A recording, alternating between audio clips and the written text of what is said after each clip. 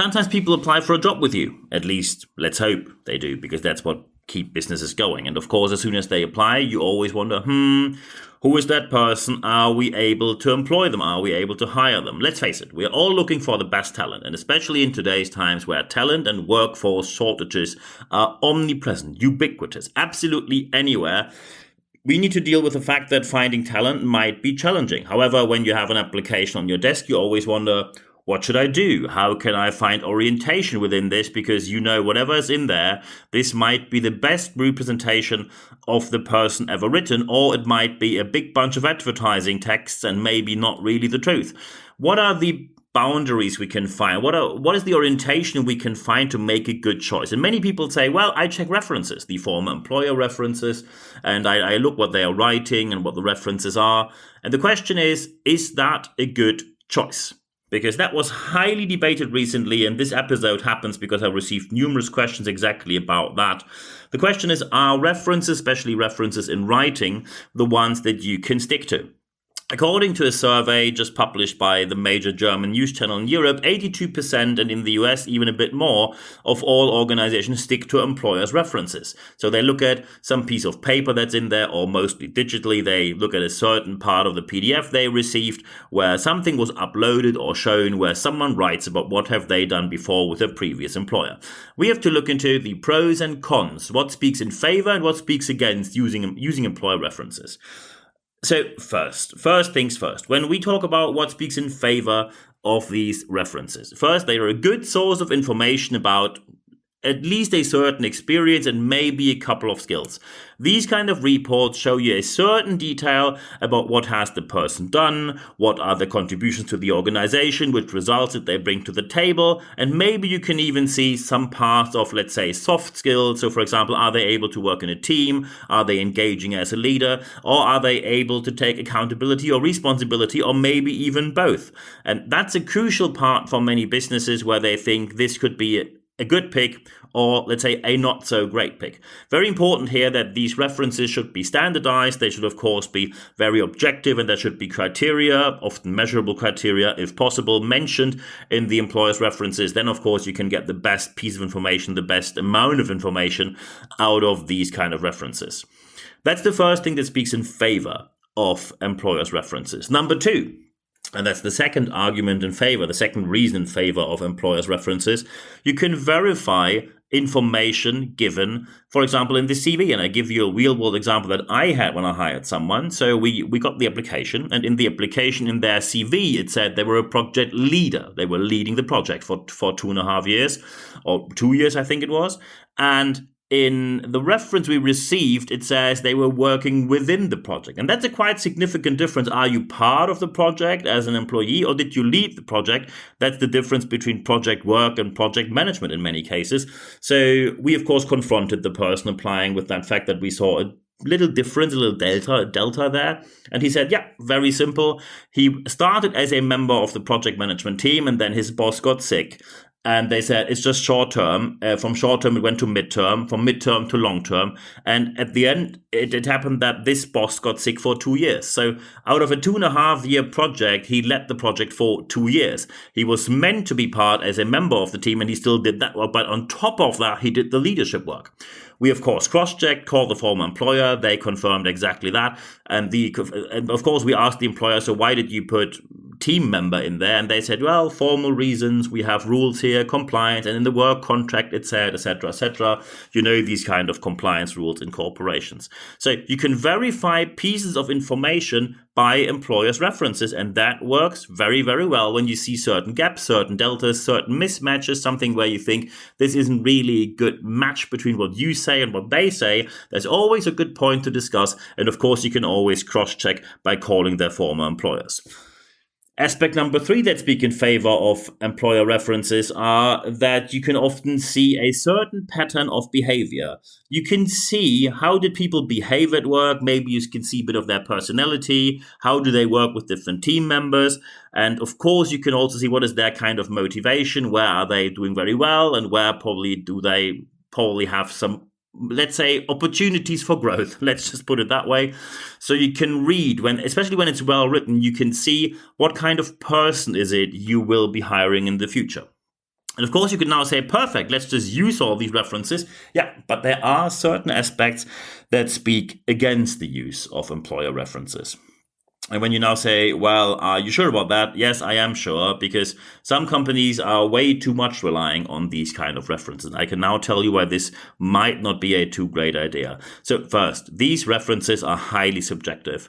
There often is a lack of standardization when you now say, well, in the UK, there is a certain level of standardization. In the US, there is as well. Yes, to a certain extent. However, when you have a position where 3, 4, 5, 6 people apply, and you put all these CVs next to each other with all the references, you often have a pretty freestyle kind of version of every single CV and the references there.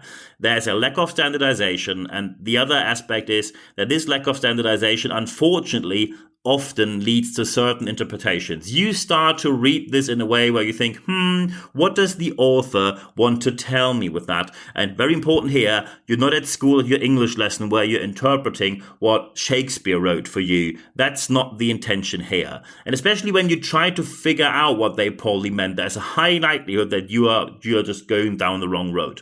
You're going down the wrong route, the wrong path, and then you come to a wrong conclusion.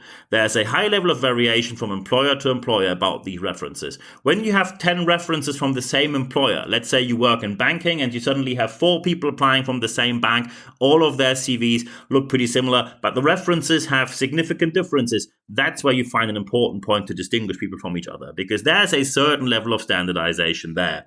However, that of course doesn't happen across organizations. Second problem using employers' references, there is a very low validity and very low reliability using them. Very often these kind of employers' references correlate very little with what people have actually done in their organization with their previous employers. Very often they are too positive, and there might be different reasons for that. I will get to that in a bit more detail in a minute. But often people, either by law, they have the obligation to put things in a positive way. And of course, you now might think, oh, there are certain codes, and I know all the codes, I can read through the codes. Believe me, you can't. Sometimes people just write a phrase without thinking of any single code, but you think you find a code there. So that kind of system isn't working too well.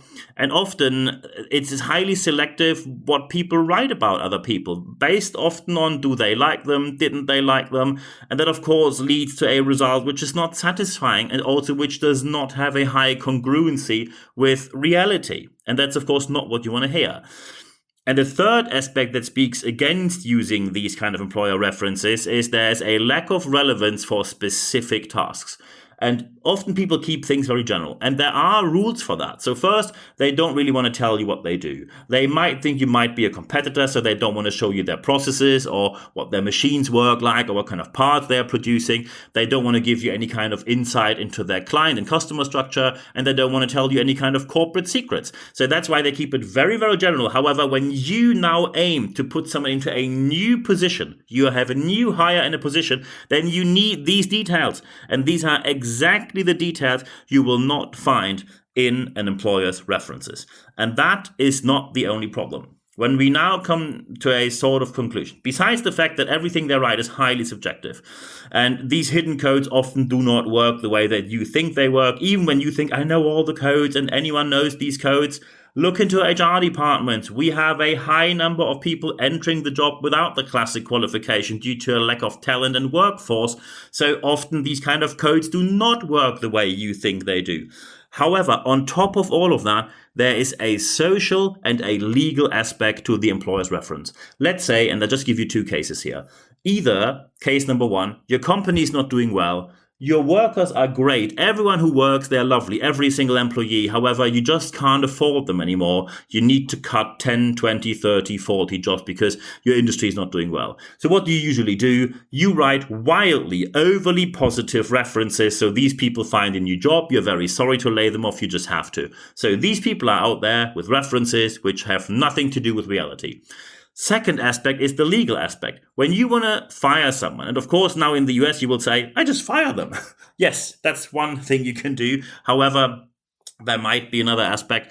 in many states now, and also in the UK, and there's a growing number of countries where you simply cannot lay people off by just saying you're laid off and now please leave.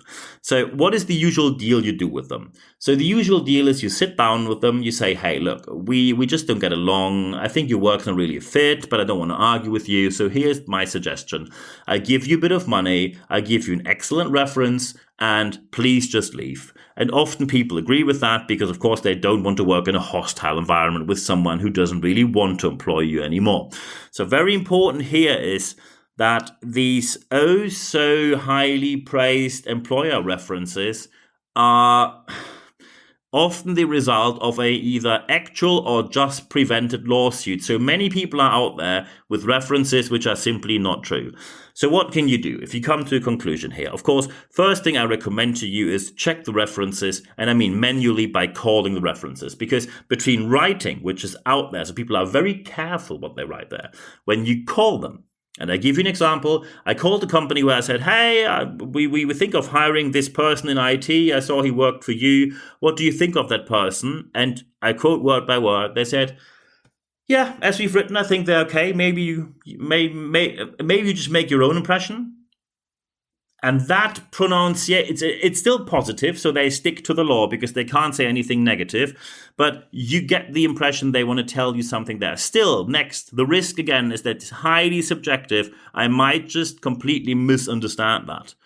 So you have to see what's in there in writing. You have to call and ask people what is it about, and then please stick to your network. However, very important is look into your network if you have a diverse or a non-diverse network, and please be honest with yourself. When you have a non-diverse network and you stick to that network, your decisions will get worse, not better, because often within a network, people promote each other based on liking each other, but not sticking to the facts if someone's up to the job. And just because they like each other, they think, I do you a favor, so in return, you will do me a favor. And so they praise each other up the career ladder, and that's how we sometimes in certain organizations end up with people who are wildly incompetent on the subject matter they have to lead. However, they are still in a senior leadership or even worse, executive position.